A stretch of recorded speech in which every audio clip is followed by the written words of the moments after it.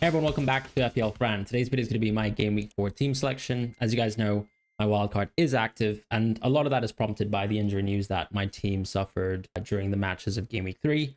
So, as we have it confirmed, Sar is out with an injury, at least for Game Week 4. The news seems to be a little bit more promising, although, as I said, the Senegalese Federation has already mentioned that he has a grade 2 hamstring tear, so initial timeline is 4 to 8 weeks. Seems like it could be better for him. But even still, I think you have to kind of think from the perspective of if you miss Game Week 4, it probably also means that you could have managed minutes coming back from an injury.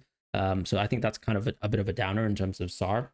As far as Cunha, the news is actually much worse than initially feared, right? So Ben Jacobs went on, I think, a United forum and just spoke about how the timeline seems to be much worse. I've even heard up to 12 weeks, which sounds ridiculous. I don't think it's going to be that bad. But apparently it's worse than the grade 1 hamstring tear, which is that sort of initial timeline of 2 to 3 weeks, right? So potentially 4 weeks out at the bare minimum for Cunha. I'm not sure whether that's 100% the case, but that's already negative news, right? And so I think feel pretty justified having pulled the wild card on two players that didn't really have elegant solutions this week, right? So if I was to let's say make transfers for this week, I probably would have made a hit again for two midfield players to sort of directly replace both Cunha and also Sar. And I think the thing that doesn't feel so great about it in terms of, let's say, wild carding off the back of that or over, let's say, taking a hit is I have a good chance right now on this game week to reset my defense. And I think why is that so interesting? You have the opportunity to jump off of Murillo, who I owned, even double Spurs to an extent where I think I'm now much more comfortable jumping into people who are much more consistently good in defensive contributions. And I think this is a good time to also share some of the graphics that we have created, right? So if you've watched the What We've Learned videos, you know a little bit more about it. As I said, this is all supported by the Fantasy Football Hub OptaStats tool. I've created this looking at CBits per start. You can have a look at all these advanced tools and data as well within the link in the description below. Still some offers, especially to win your mini league or get your money back as a term and condition. So have a look, as I said, in the link in the description below. Lots of great tools, like for example, the visuals here that we can share that you can get access to yourself. So yeah, within the context of this week, when you look at building a defense, I think you almost have to take a step back and think about, okay, a couple game weeks in, is DEFCON real? And I think very much the answer is yes. It's just we haven't picked the right DEFCONers.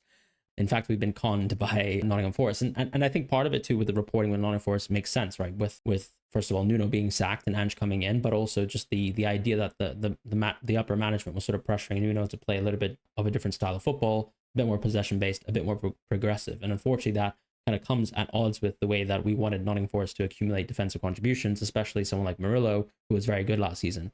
On the flip side, though, you can see that there's a lot of players who we previously thought would be good at DEFCON, and they've done very well at DEFCON, right? So what are these players? I think, as I mentioned, Virgil, Senesi, Lacroix, Tarkowski. This all makes sense because Houston, for example, had some great numbers himself, and he was always a little bit more aggressive than Zabarnyi, and you could also see that with Senesi's numbers, even just within the limited of minutes he played last year. So that makes a lot of sense. Vandenberg is up there. Some of the sort of more promoted defenses are up there too, but I think another pick to mention off the bat, right, are players like Richards, and then equally even some Chelsea players like, for example, Tosin, you can see up there, and I think that's an interesting early trend. I would like to see if Chelsea kind of maintain that, because I think they're a little bit more of a control-oriented style team, and I think that could drop. But other players like, for example, Anderson, who we sort of pictured to do well, have all done well so far. So I think these are the kind of players I'm looking into, for example, with the next wildcard. And crucially, of course, there's no Arsenal player here, right? Gabriel and Saliba still look like very good picks. Saliba obviously could be out in the interim. So really, I'm talking about Gabriel within this context. And Gabriel still looks like a really good pick, just on the basis that Arsenal look like that good of a defense. I think they're one of the few teams in the league where I'd say right now their value pretty much comes from zero DEFCON, but really, really good expected clean sheet numbers. And I think that doesn't make Gabriel a bad pick at all.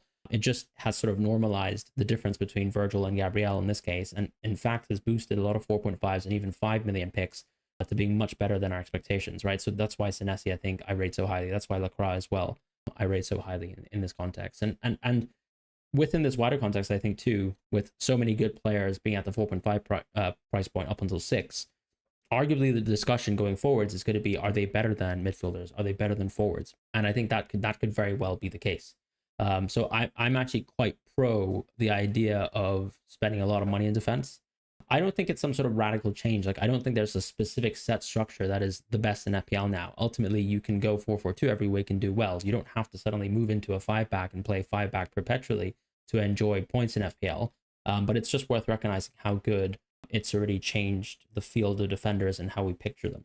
So on a wild card, I would like to take the time to do that and move into those sorts of picks. As far as some of the midfielders, I don't think there's too much interest in terms of DEFCONs. I really think Bruno, Paqueta, even Anderson to an extent are the players that we're looking at that can be still very solid for our teams. Like I will mention that there's a couple outfield players that have been quite surprised with their numbers for, and that would be Dango and Grealish in specific. But I would like to see if they kind of maintain those numbers long term before really thinking a little bit more about how great they are at defensive contributions like going forward. So that's kind of all I wanted to mention at this point in time. Otherwise, that's pretty much how I feel about the impact of DEFCON and how that's going to change my draft. So the one thing I'll say, though, is how much is too much. And in defense, I think one thing that I've been consistently thinking about is when I build my defense, do I need 5 DEFCONers, or am I kind of okay with, let's say, maybe an Arsenal defender, a classic Arsenal defender, because I think maybe they're still better than some of the 5.x midfielders, for example. So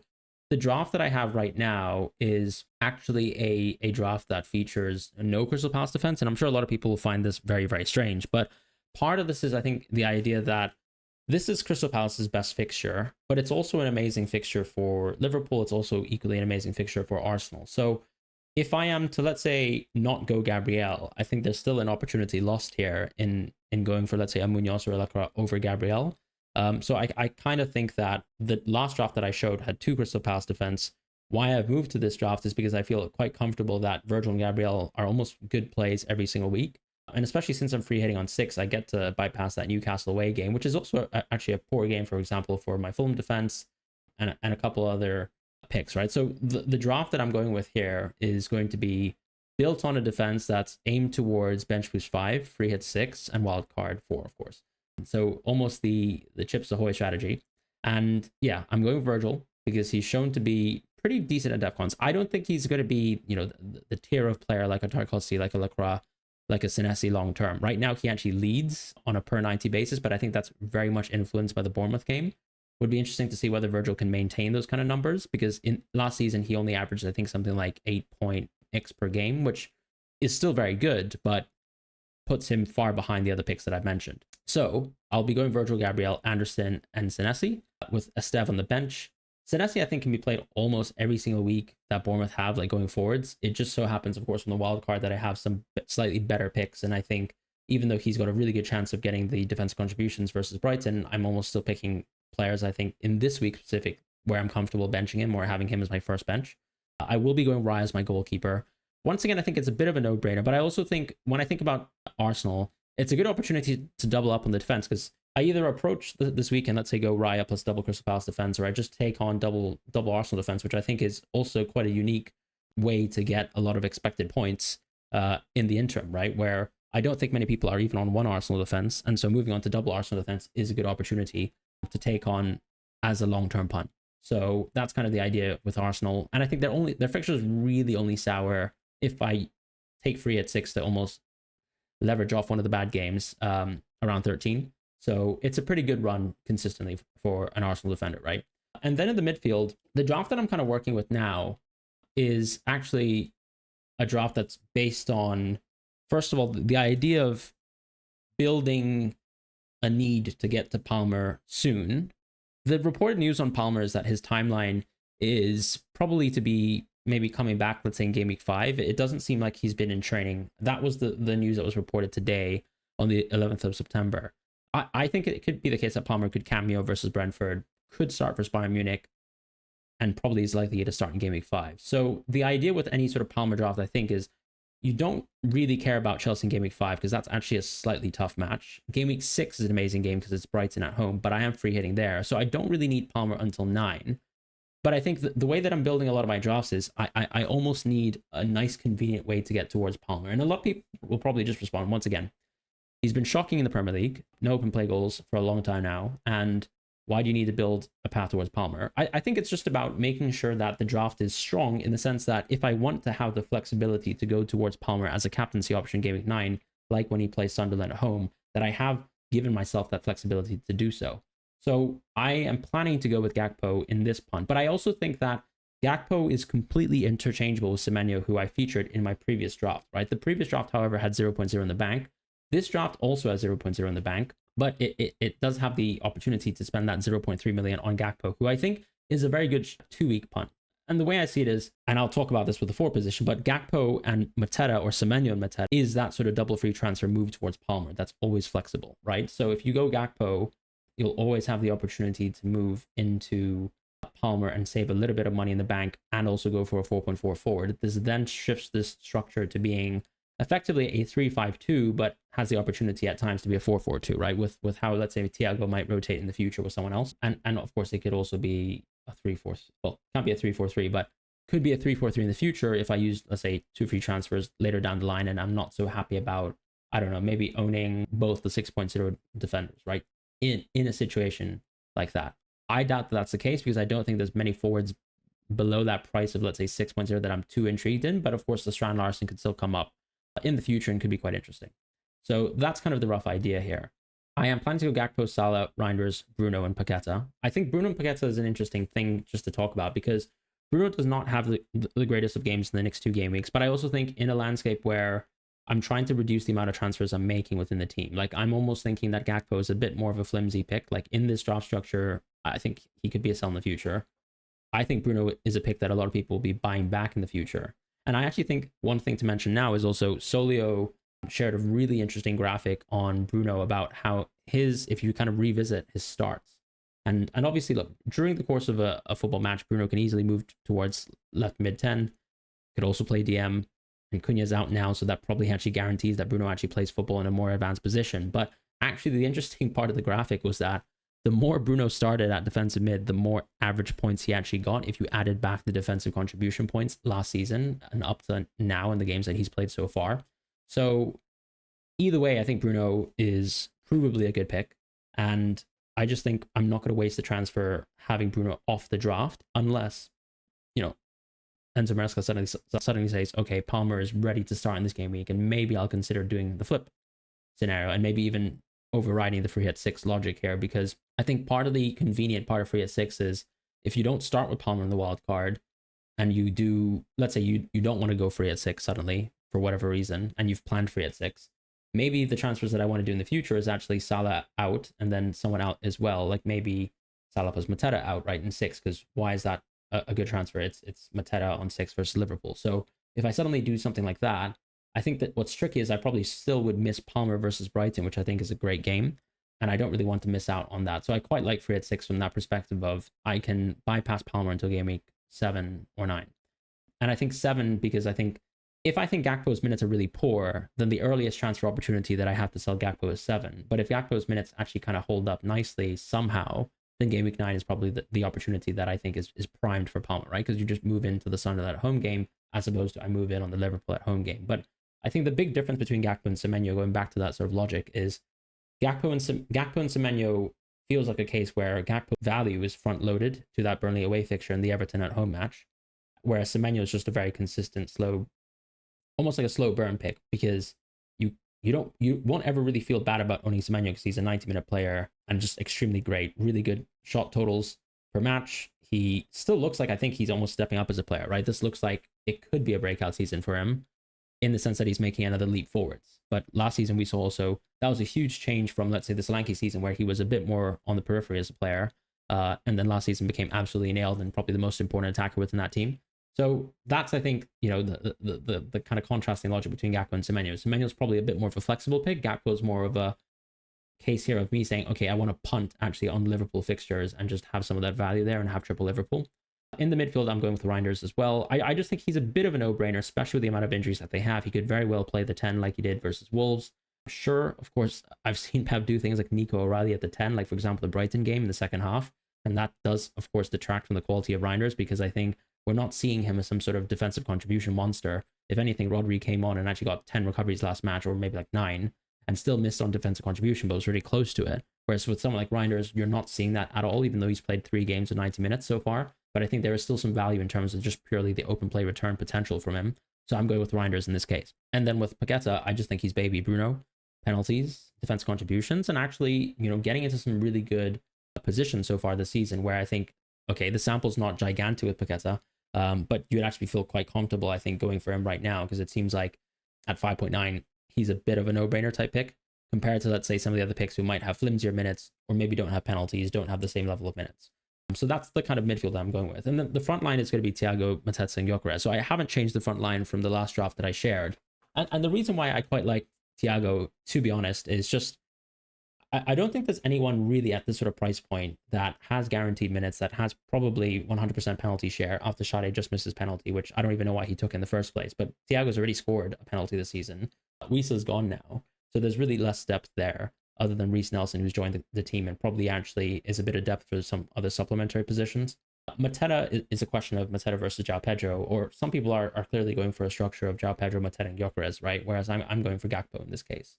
As I said, I think it's a little bit more elegant to go Gakpo plus Mateta because of the easy route towards Palmer. But I can also understand the flip side of the argument, because what people will probably say about João Pedro, of course, is that his minutes are perfect right now because of the lap injury. He clearly can play multiple roles for this Chelsea team, and I think Enzo Maresca does really truly rate him, which I think was expected anyways before the season started, right? We knew he was first choice. The big thing I'd still say with Palmer in terms of how I think about it right now is, I'm an absolutely deplorable rank.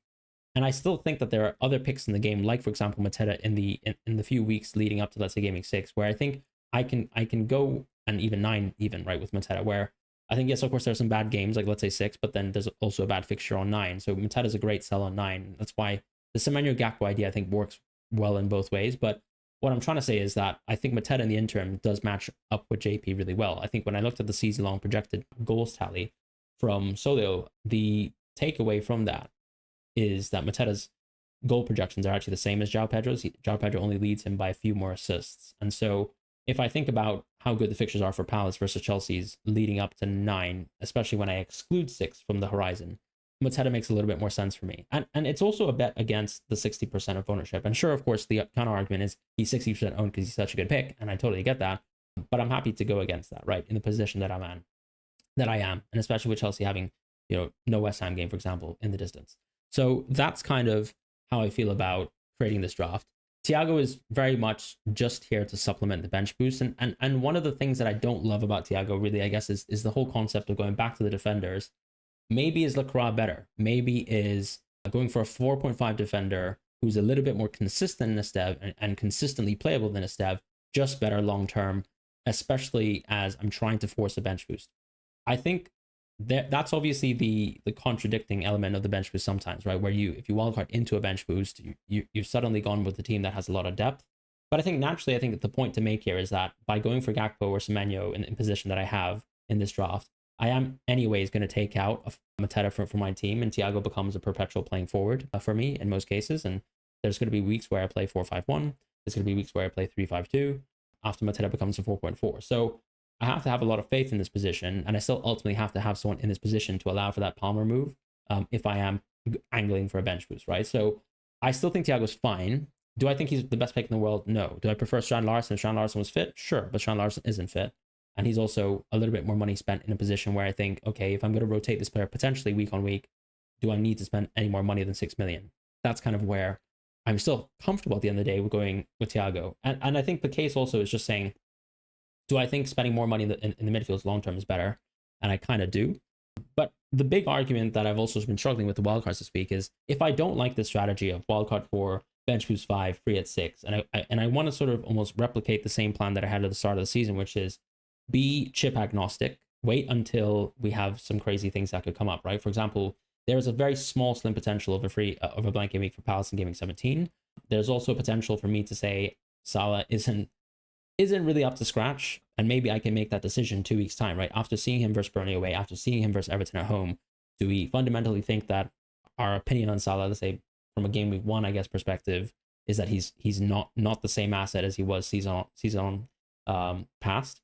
And do I think Haaland is just going to be a better long-term pick, someone that I'm happy competing with Salah with long-term as a captaincy option, and then maybe doing a free hit on 14? So that is something that I'm still very much considering in my mind. And to me, I think in that case, I would still go bench boost list, because I think it's kind of tough to aim for a bench boost, but then also force in 2 free transfers towards Haaland in the future if I'm planning to do that in Game Week 6, right? And what do I kind of mean by that? I think if I was to, let's say, start with the Haaland draft, I think I still almost have to do 2 free transfers in the future because, as I said, I think there's still a need to get Palmer in game week 6, and that makes things quite tricky, especially since he's not going to be someone that I can really go into the wildcard with in game week 4.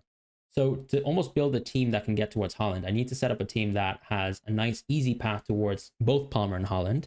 And how do I achieve that? So I think the draft that I'm actually considering, if I go chip agnostic, is to go with the same exact defense, with the same sort of concepts in place, right? Because this defense, even with the Stev, would have been effectively the same structure with a 4.4 forward after I would have done the bench boost anyways. And as soon as I move into Palmer, it becomes a 3-5-2 structure. So we don't need to reiterate the defense. It's Raya, it's Dubravka, it's Virgil, it's Gabriel, it's Anderson, it's Stev, it's Senesi. But in the midfield, I will be going Salah and Njai, Bruno, Reinders, Paqueta. So the big change here is going from Semenyo to Njai.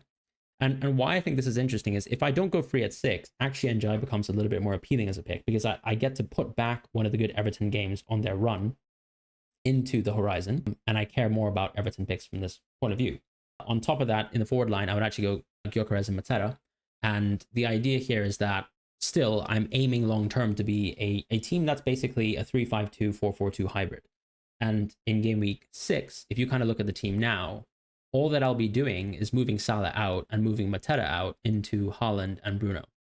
So that is something that I'm still considering at this moment in time, because I think it's quite intriguing to own a team and consider triple captain for Haaland, because I think if I go free at 6, I'm closing myself off from Burnley at home, and Burnley at home might actually be the best game this season that Haaland is going to have as a single game. I think the early signs so far, if I was to take any notion of that, and consider it as truth, if we look at, for example, some of the expected goals conceded numbers, is that Burnley is by far and away the worst team that we've seen so far, right?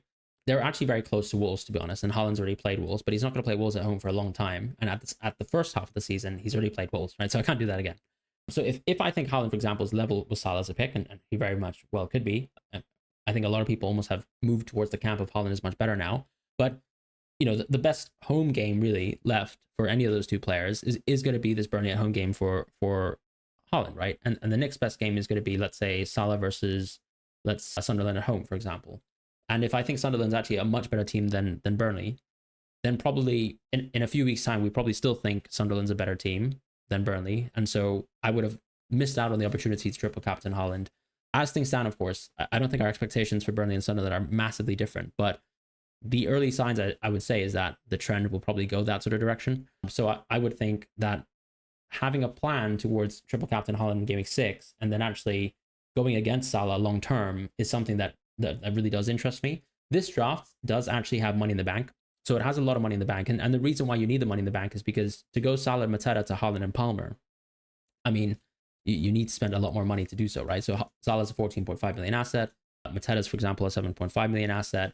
Palmer is, I think, 10.4 right now. Haaland is 14.1. So, you know, the way I get there is by almost pocketing 2.5 million in the bank. This draft currently pockets 2.8 million in the bank. And I think the big thing here is, I'm sure a lot of people think, why would you ever even consider doing that? But the idea is to make big structural moves with a team that has no free transfers.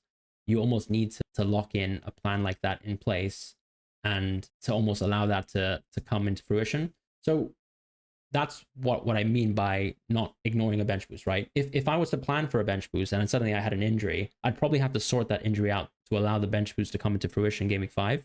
Whereas if I, let's say, have the plan loosely of going for, let's say, Haaland game week 6, then all I really need to do is roll in 5 and then probably ignore a bench boost opportunity, right? Which I already have done so by going for, let's say, a 4.4 forward in this situation. And then actually using my 2 free transfers to get towards the structure that I want to do.